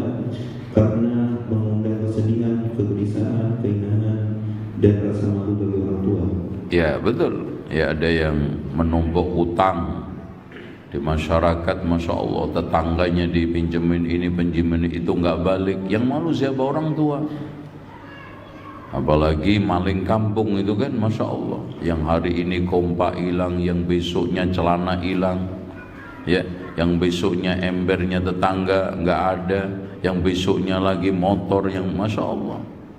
Sampai pernah saya tinggal di daerah Depok sana, ya daerah sekitar UI itu, ketika dulu di sana ada anak, subhanallah, malingnya sampai didoakan ibunya, masih sisa ibunya, mudah-mudahan mati kebakar, subhanallah. Beberapa minggu mati dibakar karena nyuri motor, habis angus, ya. Karena doa orang tua itu baik yang buruk dikabulkan. Makanya dalam riwayat itu salah satu da'awatin mustajabah, ada 3 doa yang dikabulkan Allah. Di antaranya adalah doaul walid ana walidi, doa buruk orang tua kepada anak. Lanjut. Ke-18, memosisikan kedua orang tua pada posisi yang tidak mengenakan. Baik, ini bahasa Indonesia. Antum orang Indonesia jangan sampai salah mengucap. Mana saja ada kata yang awalnya KTSP kemasukan mem, itu hilang hurufnya. Jangan antum baca memposisikan. Ya, yang benar memosisikan. Itu KTSP. Contoh apa lagi? Sosialisasi atau menyosialisasikan dan seterusnya. Terus lanjut. Nomor 19. Tidak pulang dalam waktu yang lama. Hal ini termasuk perkara yang menggelisahkan orang tua. Nah ini kalau antum rantau, jangan ada alasan karena nggak punya dana. Ada Pak, pernah saya tabligh ke Kalimantan, ketemu ikhwan yang sudah 8 tahun nggak pulang karena memang nggak bisa. Anaknya 8, suami istri, pakai apapun nggak bisa pulang dia. Itu pakai bis, nggak ada dana, apalagi pesawat. Antum mohon kepada Allah, kalau sudah ada uang, dulukan kebutuhan ini untuk bisa ketemu orang tua antum. Masya Allah, pulang akhirnya dimudahkan. Karena walladzina jahadu fina lanahdiyannahum subulana. Siapa yang beristihad, bersungguh-sungguh di jalanku, jalan kebaikan, akan kami mudahkan.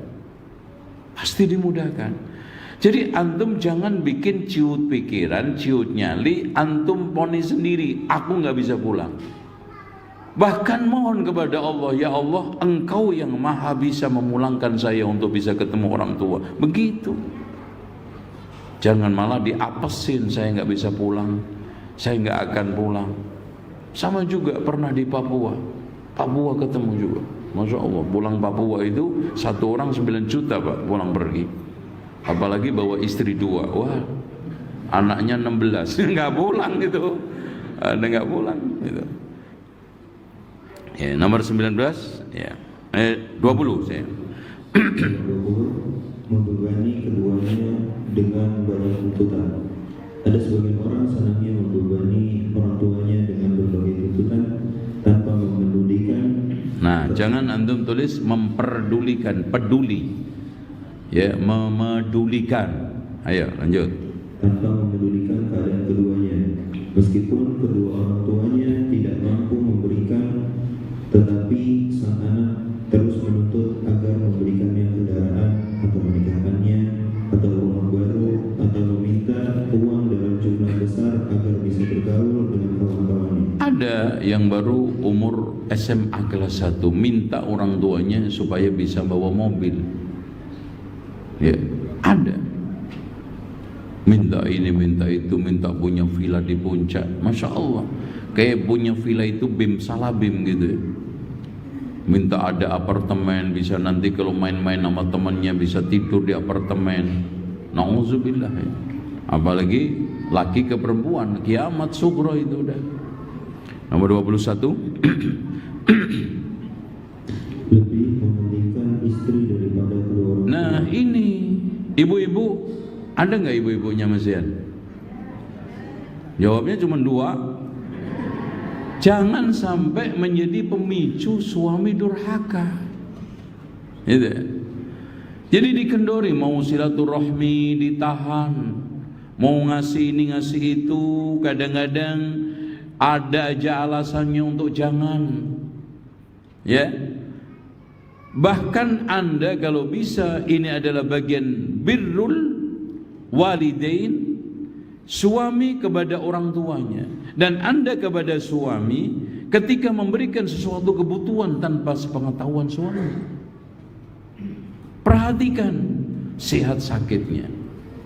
Perhatikan kondisi-kondisi sekarang ini, muda tuanya. Dia sekarang sudah usia lanjut. Kalau suami antum sibuk, suami antunnya sekarang ini gak sempat, antunna yang sekarang ini datang untuk silaturahmi, apalagi dekat. Ya, ini banyak faktor kedurhakaan dari arah istri. Makanya tanda-tanda kiamat diantaranya adalah laki-laki mentaati istrinya dan mendurhakai orang tuanya. Wallahu a'lam. Aduh, 21. Ya, 22. Yang kedua, mengantarkan kedua orang tua di saat keduanya membutuhkan atau saat keduanya berusia lanjut. Ada anak-anak yang sudah bekerja dan memiliki penghasilan, namun mereka merupakan orang tua dan sibuk dengan dirinya sendiri. Makanya dari sekalian, Rasulullah pernah naik mimbar berdoa amin amin amin.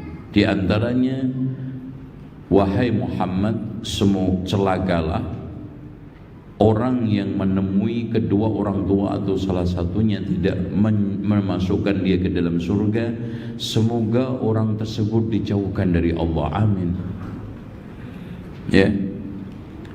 Makanya Allah Subhanahu wa taala mengatakan di dalam firman-Nya surat Al-Isra, "Wa qada rabbuka alla ta'budu illa iyyah wa bil walidaini ihsana imma yablughanna 'indakal kibar." Kenapa Pak? Allah mengatakan indak, di sisimu. Karena dia hidup membutuhkan apa? Tempat berteduh, membutuhkan nafkah. Sekedar hanya mengisi perut supaya tidak keroncongan, sekedar hanya ada 1-2 pakaian yang bisa menutup aurat, di sisimu. Karena Masya Allah Pak, kalau orang tua anak sedang lemah, nggak segan-segan mengganggu orang tua. Tapi kalau orang tua susah, jarang sekali mau mengganggu anaknya. Makanya semua orang tidak ingin orang lain lebih baik kecuali orang tua ke anak. Lihat aja, cek. Jarang sekali ada orang lain pingin orang lain lebih baik kecuali siapa? Makanya Pak, kadang-kadang Masya Allah rela dia nggak pakaian kecuali 1-2 yang penting anak ganti-ganti. Nasib pendidikan, anak harus lebih baik. Nasib ekonomi, anak harus lebih baik. Itu watak tabiat asli orang tua semuanya. Makanya Pak, pernah saya lagi beli pasir di Gunung Merapi karena pasirnya bagus. Itu Masya Allah, saking bagusnya itu kayak mengandung semen. Makanya ketika dibuat untuk membangun rumah, itu sedikit semennya udah kuat. Penggali-penggali pasir di sana per truk itu 3-4 orang. Dalam satu hari saya tanya, dapat berapa Pak? Ya rata-rata 75 Pak. Dulu tahun 99-an lah, 2000-an. Terus kemudian saya lihat Masya Allah, Mereka bikin tenda-tenda kecil di situ dan masuknya itu Pak 800 meter, hampir sekilo. Jadi antum dari atas ngelihat truk di bawah itu kayak Masya Allah, kayak ini kotak tisu itu. Subhanallah, di antara mereka semangat berapi-api menceritakan anaknya sebentar lagi diwisuda di UGM. Masya Allah. Itulah orang tua. Meskipun dia sekarang hanya menjadi penggali pasir, pendidikannya mungkin gak lulus SD, SMP, tapi anaknya harus lebih hebat dan sukses. Nah, subhanallah, anak harusnya menumbuhkan nyali begini loh Pak. Berapa lama antum ganggu orang tua antum dari mulai orok sampai antum mandiri? Bandingkan orang tua antum sekarang mungkin nitip hidup barang 5 tahun untuk menghabiskan sisa umurnya. Makan kadang-kadang juga nggak terlalu serakus antum kok. Mana ada sih orang tua makan itu sampai berlebih. Makan berlebih meningkat tiga-tiganya, kolesterol, trigliserid, asam urat, kan gitu. Makanya kalau udah tua usia 60-70 semua menurun kekuatan kecuali 3 itu. Trigliserid, asam urat, sama kolesterol lah itu naik semua. gitu. Ini makan juga sekedarnya, tidur Masya Allah ala kadarnya, pakaian juga Masya Allah. Bahkan Pak dikatakan kenapa di sini indal kibar ahaduhuma aw kilahuma fala taqul lahuma uffin wala tanharhuma. Kenapa? Mungkin dulu Pak uang 1 juta antum kasih nggak ada harga apa-apanya karena duitnya Masya Allah melimpah. Antum kasih baju mungkin nggak dipakai, sekarang subhanallah 100.000 jadi berharga. Ya Allah, pakaian bersyukur dikasih. Makanya di sini serba ketersinggungan. Tadi udah usia lanjut masalahnya tadi, serba ngerepotin juga. Makanya di sini anak diperintahkan jangan sekali-kali mengatakan perkataan-perkataan yang menyinggung. Kenapa? Karena orang tua itu serba gampang tersinggung. Yaitu apalagi sudah rada-rada pikun, ngomong kenceng dikit tersinggung. Kamu ngomong ini pelan dikit kek, kenceng banget loh, kayak preman di pasar aja dipelanin. Ngomong yang keras nih yang bisa didengar orang, padahal yang mulai nggak beres apa? Telinga dia. Coba repot nggak? Apalagi udah setengah pikun baru dikasih makan, katanya belum dikasih makan. Anak tinggal sama anak saya yang kedua itu jarang makan mas. Itu jarang makan. Kenapa? Tinggal terus. Dia aja makan sama istrinya tuh keluar. Saya ditinggal di rumah kagak dia kasih apa-apa. Sekali-kali ada tuh telur mata sapi. Sampai bosen anak. Tiap hari telur mata sapi katanya. Sampai mata gue kayak sapi. Aduh, yang gitu. Nah, wahfid lahuma janahadzul. Allah mengumpamakan kegagahan seorang anak mungkin di luaran sana profesor, status sosialnya hebat, jabatannya mentereng, segagah burung elang. Tapi kalau sudah di depan orang tuanya, seperti burung elang itu hinggap di dahan. Masya Allah.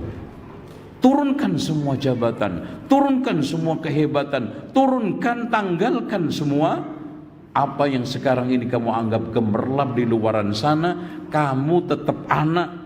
Makanya wa qul lahuma qaulan karima. Sehebat apapun anak tetap anak. Orang tua harus dimuliakan, termasuk minimal ucapannya.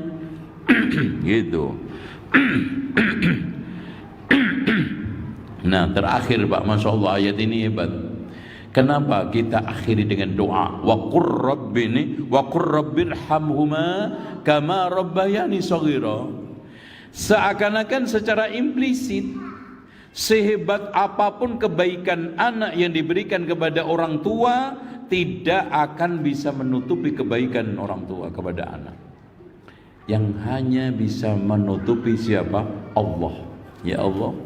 Abdullah ibnu Umar, saya orang dari Yaman, gendong ibu saya dari Yaman, dan selama haji di Mekah, kemudian sampai pulang sekarang, tawaf wada pun saya gendong. Apakah sudah menutupi kebaikannya?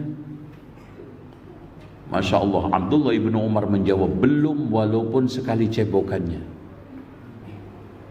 Itu belum, walaupun padahal Masya Allah, coba bayangin, gendong, kalau sekarang ada kursi roda agak enak ya. Mana yang kemarin ngerasain ya, qadarullah, saya menghajikan ibu saya umur 87. Qadar sehat sebetulnya. Allah uji saya, bukan diuji oleh beliau. Sebelum berangkat 2 minggu jatuh, akhirnya tulangnya itu patah. Yang patah itu bonggolnya yang bundar itu, Masya Allah. Dan itu harus diganti dari Jerman tuh. Terus saya tanya sama dokter, karena semuanya udah siap Pak, kalau nggak angus, ya kan gitu ya. Pak dokter, saya tanya, kira-kira 2 minggu ini bisa nggak minimal bisa duduk? Dia mikir ya, insya Allah bisa Pak Ustaz.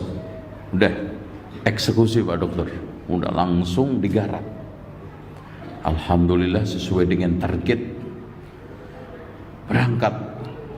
Masya Allah, saya gendong dari naik pesawat, turun pesawat, itu saja masih ada kursi roda.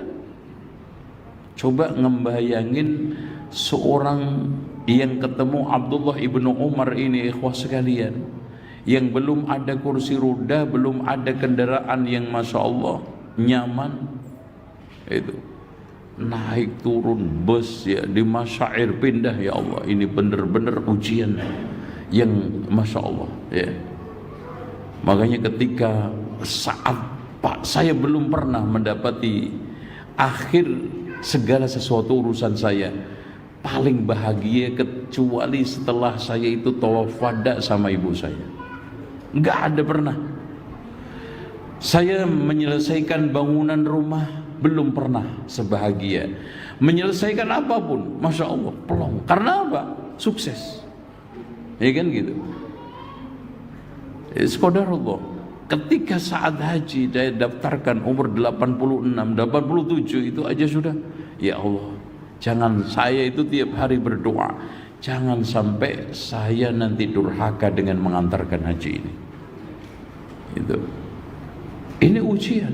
Orang tua antum semua juga ujian. Ujian buat antum, surga neraka antum. Bukan orang tua antum ini sekarang sumber malapetaka, tetapi itu menjadi modal antum atau menjadi apa? Penyebab antum masuk neraka. Ya. Baik. Sekarang nomor berapa, Pak? Masih ada berapa poin? Coba dibaca cepat. Malu menyebut nama orang tua, malu menisbatkan diri kepada kedua orang tua, dan berusaha melepaskan diri dari keduanya. Ya, karena orang tuanya hanya sekedar ketua RT, jadi malu menyebutnya. Ada, lanjut. Yang ke-24, memukul orang tua. Alhamdulillah. Terus? Yang ke-25, menitipkan orang tua di panti jompo. Oh, Masya Allah ini ya. Terus 26. Yang ke-26, mendiamkan kedua orang tua. 27. Bakhil kepada kedua orang tua. Nah ini gini, antum ngasih duit, jangan sampai antum lebih banyak ngasih istri daripada ngasih ibu, supaya antum gak durhaka ya. Uang pegangan ya. Kalau antum gak ngasih ibu antum, jangan ngasih istri antum. Cukup kebutuhan nafkahnya. Kalau antum ngasih, kasih lebih orang tua. Lanjut. 28, mengungkit dan menyebut-nyebut perbuatan baiknya kepada orang tua. Iya, contoh ketika ada masalah, ngomong sama Pak, dulu kalau gagak biaya itu dulu masuk rumah sakit, bapak mati, tahu nggak? Nah, itu, Masya Allah. Itu sambar petir itu Pak. Sekarang udah sehat, belagu banget loh. Masya Allah. Itu kawin lagi karena dia sakit hati, emaknya ditinggal kawin. Ngomongin bapaknya, Pak, inget dong, dulu kalau gagak gue masukin rumah sakit, coba tuh lihat nasib bapak. Sekarang udah sehat tuh, belagu banget, ninggalin emak, nih kawin lagi. Nah ini makanya hal-hal seperti ini termasuk pemicu perceraian adalah apa? Pemicu durhaka perceraian. Ada ngeblok ke ibunya, ngeblok ke bapaknya. Lanjut.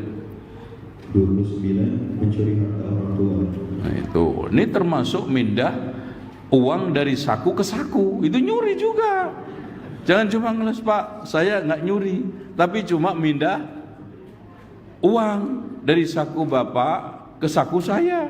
Kan cuma pindah tuh. Antum ngeles, ini sama aja juga. Kan antum juga kerja di ruangan AC, keringetnya nggak pernah ada. Udah tunggu aja nanti gajinya, ntar kan kasih gaji sebelum keringatnya. Kamu nggak pernah keluar keringet kok. Itu ngeles juga tuh. Ada lanjut. 30. Berkeluh kesah dan mengeluh di depan kedua orang tua. Masalah dengan istrinya, suaminya, dengan temannya jangan. Ya, kekurangannya, kadang-kadang apa aja langsung lapor ke orang tua, jangan. Ya, terus? Ke-31. Merantau tanpa izin kedua orang tua. Nah, kalau merantau izin, kalau disetujui, masya Allah Pak. Di antara wasiat Rasulullah kepada Abu Darda yang 9 yang dikeluarkan oleh Imam Al-Bukhari di dalam Al-Adabul Mufrad, di antaranya jika orang tua kamu menyuruh kamu keluar dari duniamu, keluar. Meskipun gaji antum berapa? 13 juta, 20 juta. Pak, anak kasih cerita. Anak dulu punya pelanggan atau berobat konsultasi kesehatan namanya Profesor Dr. Sutomo. Dulu beliau ini 4 periode berturut-turut menjadi dokter presiden dari zaman Soeharto. Dia keluar dan memutuskan kerjasama dengan farmasi Amerika. Padahal dia itu cuma tanda tangan, dikasih per bulan 35.000 dolar. 30, bukan 3.000 ya Pak, 35.000 dolar. Karena ada satu obat penemuan dia. 35.000 berapa juta Pak? Berapa? Masya Allah, 500 juta. Diputus, kenapa? Karena obat yang dia temukan ternyata dijual berkali-kali lipat, dan yang pertama kali memanfaatkan adalah bapaknya sendiri. Sakitnya itu membutuhkan obat itu. Ya Allah, anak ini setengah ngerjai orang tua saya. Ini obat modalnya cuma 2.000 perak, dijual sampai berpuluh ribu. Dia keluar, diputuskan itu. Cuman itu, apalagi antum gajinya cuma 20 juta. Suruh pulang kampung, pulang. Lebih berharga antum menghabiskan umur dengan apapun keadaan ekonomi antum. Antum masih bisa ketemu orang tua antum, bisa bercengkrama, bisa duduk berbicara, ya gitu. Jangan karena duniawi, apalagi karena istri, nggak bisa pulang kampung, pulang. Itu. Kalau repot istri antum, cari istri lagi. Ya kan 2, yang di Jakarta 1, di kampung 1, mondar-mandir antum. Udah gitu aja, repot banget loh. Oke, sekarang dibaca sebab-sebab durhaka kepada orang tua, halaman 19, cepat ya. Coba dibaca Pak. Sebab-sebab durhaka kepada kedua orang tua. Durhaka kepada kedua orang tua memiliki sebab-sebab, di antaranya pertama kebodohan, sebuah penyakit yang mematikan. Iya, bodoh, tidak ngerti bahaya durhaka kepada orang tua. Yang kedua, pendidikan yang buruk. Nah, pendidikan yang buruk yang dia terima dari orang tuanya, yang memang orang tuanya itu durhaka, didurhakai lagi. Makanya pernah ada suatu kisah ditemukan oleh Al-Asmu'i. Ada orang yang memperlakukan bapaknya itu seperti hewan keledai, ditali lehernya, kemudian dicambukin, dipecutin. Untuk apa? Supaya dia itu mau bawa barang. Ya, kadang-kadang ngangkut air dan yang lainnya. Ada seorang ulama yang mengingatkan orang, ittaqillah, bertakwalah kamu kepada Allah. Nauzubillah, ente memperlakukan orang tua seperti ini. Apa jawaban anak tersebut? Biarkan dulu dia memperlakukan ayahnya seperti ini. Subhanallah. Itu ada orang yang ditemukan oleh Haris, ditampiling anaknya, ditampar anaknya di kepalanya. Diam saja, orang tuanya juga diam. Akhirnya didatangi, kenapa kamu diam aja, digambar anakmu seperti ini? Biarkan, di tempat persis ini dulu saya pernah gampar orang tua saya. Subhanallah. Al jaza'u min jinsil amal. Lanjut. Yang ketiga, Kontradiksi. Dia menuntut anaknya berbuat baik kepada dia, tapi dia nauzubillah sama orang tuanya kurang ajar, sama bapak ibunya nggak punya adab. Nah itu nomor 4. Nah, pengaruh pergaulan. Dari teman-teman bergaul itu orang-orang yang tidak punya adab, tidak punya perlakuan baik kepada orang tuanya, bahkan nauzubillah di antara mereka banyak yang broken home. Akhirnya pengikut as-sahib, teman itu narik, nyeret. Lanjut. Nah, didurhakai, karena dia durhaka kepada orang tua, didurhakai anak. Lanjut. Yang keenam, tidak ada ketakwaan saat terjadi. Nah, ini ngeblok. Yang ibunya bawa anak, yang bapaknya bawa anak, sehingga anak ngeblok ke bapaknya pasti durhaka kepada ibunya, anak yang ngeblok ke ibunya durhaka kepada ayahnya. Lanjut. Yang ketujuh, membedakan antara anak yang satu dengan anak yang Nah, nggak adil. Jadi bapak ibu sekalian sama anak jangan pilih-pilih. Ini mukanya gagak mirip sama gue, udah ditelantarkan kemana-mana, gagak diurus itu. Ya, termasuk anak yang kedua tadi. Ini anak hitam dulu nyasar dari mana nih, anak aja putih. Itu Masya Allah. Ini ya, dalam apapun Pak Ibu, perasaan boleh beda, tapi di dalam sisi zahir, senyum, perhatian, termasuk juga memberikan sesuatu harus sama. Makanya Nu'man bin Bashir pernah diberikan sesuatu ayahnya. Ibunya menolak, saya tidak terima pemberian ini kalau Rasulullah tidak mau menjadi saksinya. Setelah datang kepada Rasulullah mengatakan, saya tidak mau menjadi saksi atas keculasan.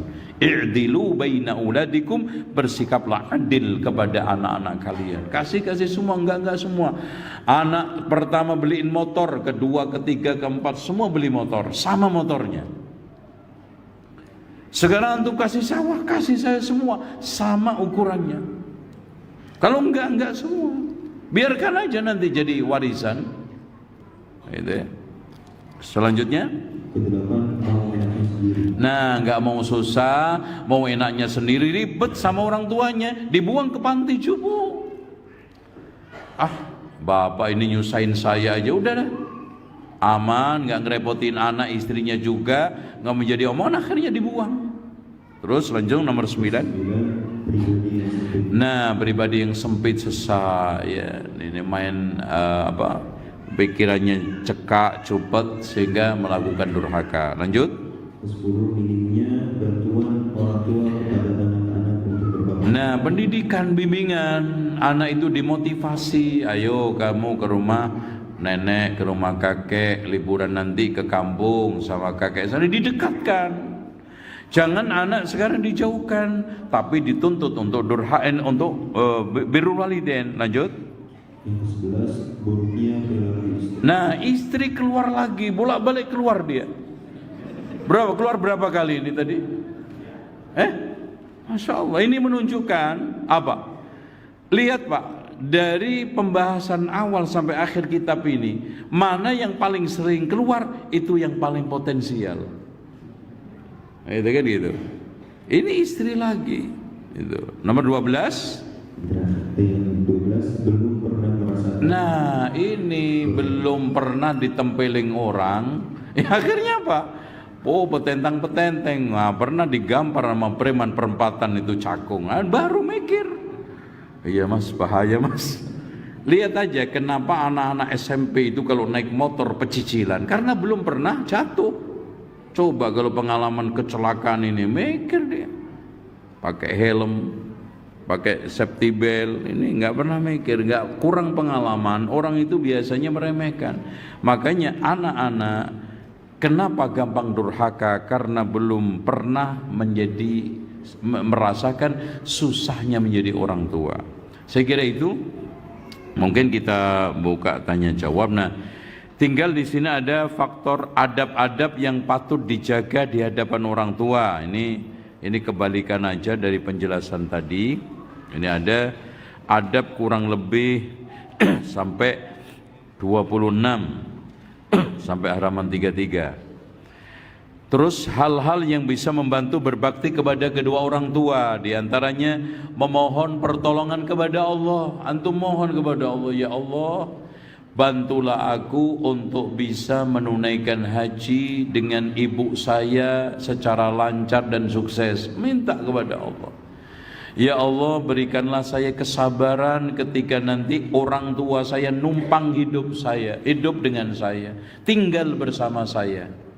Mohon kepada Allah. Ya, antum jangan merasa bisa sendiri, karena bismillah itu kata para ulama, itu adalah baul isti'anah, untuk memohon kepada Allah supaya kerjaan kita disukseskan oleh Allah. Ya. Terus mengingat keutamaan berbakti kepada orang tua, ini bisa menjadi faktor antum bisa berbuat baik.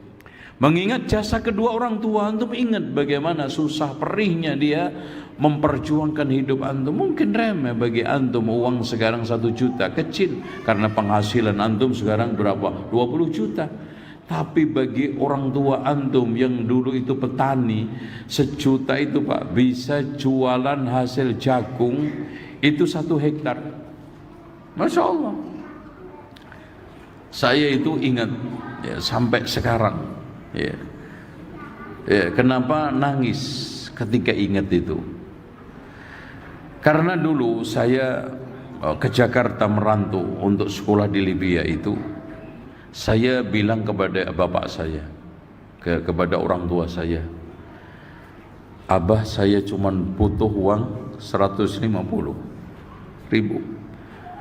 Dan itu Pak, hasil jualan jagung ketika itu musim kemarau. Nanamnya pakai air yang mengambil air dari sungai yang jalannya setengah kilo. 150.000 mungkin bagi saya sekarang kecil, tapi itu tidak akan bisa membeli apapun. Ya. Akhirnya saya bilang, insya Allah habis ini saya tidak akan mengganggu orang tua saya. Dan alhamdulillah, janji setengah sumpah itu terwujud. Sampai detik ini tidak pernah saya itu mengambil sepeser pun dari orang tua saya, termasuk untuk kuliah, untuk apapun, untuk kehidupan saya. Termasuk saya tidak mengambil warisan sedikit pun. Ya. Karena uang 150 ini tidak akan bisa dilupakan siapapun. Kecil untuk sekarang, tapi Masya Allah, ingat, coba bayangkan jagung dengan musim tanam kemarau, ngambil air setengah kilo dipanggul untuk disiramkan satu akar ke akar, akhirnya sampai panen. Dan subhanallah, setelah dijual itu pas, nggak kurang nggak lebih, diserahkan dalam bentuk recehan yang itu dibayar dari tengkulak. Oleh karena itu hadirin sekalian, jangan meremehkan jasa orang tua, pemberian orang tua, meskipun kecil di hadapan antum. Antum mungkin mencari uang 150 kecil, tapi untuk saat itu dan suasana itu dengan cara seperti itu nggak mudah. Ini wasiat untuk antum semua dari saya. Banyak orang yang menyesal di mana ketika orang tuanya sudah tidak ada. Kesadaran sudah mulai tumbuh. Taubat sudah mulai hadir. Saat ketika orang tua ada, antum tertutup hidayah. Saat itu penyesalan tidak ada taranya. Makanya mumpung masih ada orang tua antum, kehidupan masih menyapa orang tua antum, kesehatan juga masih bisa diandalkan. Antum birrul walidain. Karena tidak ada kebaikan yang bisa menutupi keburukan sehebat birrul walidain. Pernah ada seorang yang mengadu kepada Ibnu Abbas. Wahai Ibnu Abbas, saya punya dosa yang sangat berat dalam kehidupan saya. Pernah saya melamar seorang perempuan, saya ditolak. Akhirnya saya bunuh dia karena kecemburuan saya. Abdullah ibnu Abbas bertanya, punya enggak kamu orang tua? Tidak. Lalu ada orang yang tanya kepada Abdullah ibnu Abbas, kenapa engkau tanya kepada dia tentang orang tuanya? Beliau menjawab, saya tidak tahu amal soleh yang lebih baik daripada birrul walidain untuk menutup dosa-dosa ini. Hadis ini juga diturunkan oleh Imam Al-Bukhari di dalam kitab Al-Adabul Mufrad. Ya, seperti itu. Nah, tentang kedua orang tua yang soleh, bertakwa kepada Allah. Nah ini Pak, kesolehan orang tua ya. Harta anak yatim piatu dijaga oleh Nabi Khidir sama Musa. Kenapa? Wa kana abuhuma sholihah. Orang tua menemukan anak-anaknya pinter, hebat, prestasi dan soleh karena kesolehan orang tua. Walladzina amanu wattaba'atuhum dzurriyyatuhum biimanin alhaqna bihim dzurriyyatahum wa ma alatnahum min amalihim min syai'. Kenapa? Karena keimanan orang tua bikin anak-anak beriman. Karena kesolehan orang tua bikin anak-anaknya itu soleh. Makanya ada seorang ulama yang berkata, dikutip oleh Imam Ibnul Qayyim di dalam kitab Syifa'ni Ad-Da' wa Dawa. Pernah aku melakukan maksiat, kemaksiatanku ditunjukkan oleh Allah, di sulitnya keluargaku dan kendaraanku saya kendalikan. Maka jaga, tinggalkan kesolehan untuk anak-anak antum, jangan cuman kekayaan. Anak akhiri, nggak usah ada pertanyaan. Kisah menarik Umar bin Abdul Aziz. Ini mumpung masih ada waktu. Kepala rumah tangga Umar bin Abdul Aziz sebagai seorang khalifah pernah datang kepada beliau. Wahai Amirul Mukminin, mbok ya kamu kasihkan harta baitul mal untuk anak-anakmu yang masih kecil, miskin, kekurangan. Langsung orang tersebut ditatap tajam dan beliau mengatakan, wahai fulan, anak-anakku tidak lepas di antara salah satu dua orang, soleh atau toleh, yaitu jahat. Kalau anak-anakku soleh, Allah berfirman, fabima an'amta alayya falan akun. Kalau soleh, inna waliyallahu alladhi nazzala alkitab wa huwa yatawallas salihin. Sesungguhnya pelindungku adalah Allah yang menurunkan kitab, menjamin orang soleh. Udah dijamin Allah. Kalau anakku jahat, fabima an'amta alayya falan akuna dhahiran lil mujrimin. Dengan nikmat Allah aku tidak akan menumpang orang-orang jahat. Ngapain? Kembali dengan tangan kosong. Tapi Masya Allah Pak, perhatikan, anak pamannya Hisham ibnu Abdul Malik ibnu Marwan yang terkenal korup, pemabuk dan main perempuan, meninggalkan anaknya hartanya ratusan miliar, mungkin triliun sekarang. Setelah meninggal dunia, anaknya menjadi pengemis semua. Dan bandingkan dia, anaknya 9 Umar bin Abdul Aziz menjadi pendekar-pendekar kesatria, semuanya berjihad, mendapatkan ghanimah melimpah ruah, kaya raya. Berkata apa? Wa kana abuhuma salihah, kedua orang tuanya soleh. Makanya kadang-kadang di sekolahan, di pesantren, itu tingkah laku anak itu dipengaruhi. Ada hubungan batin yang tidak bisa dihubungkan dengan internet, listrik atau apapun. Yang hubungan batin itu disambungkan oleh kabel-kabel langit. Orang tuanya baik, di pondoknya juga baik. Orang tuanya mendoakan, anaknya juga mendoakan. Orang tuanya sekarang ini tidak baik lakunya, maka anak-anaknya juga terpengaruh. Dan itu fakta saya temukan di dalam proses belajar mengajar di pesantren. Saya kira itu yang bisa saya sampaikan. Karena tidak ada pertanyaan maka tidak perlu dijawab. Kan gitu kan? Duhurnya jam berapa Pak? Oh masih ada waktu. Ya udah nggak apa-apa, 1/4 jam kita. Atau mau dengar tanya jawab atau mau pulang? Dan anak tawari, jangan munafik ya. Jangan bilang enggak, tapi terserah. Kalimat terserah ini kalimat mematikan. Semua laki-laki.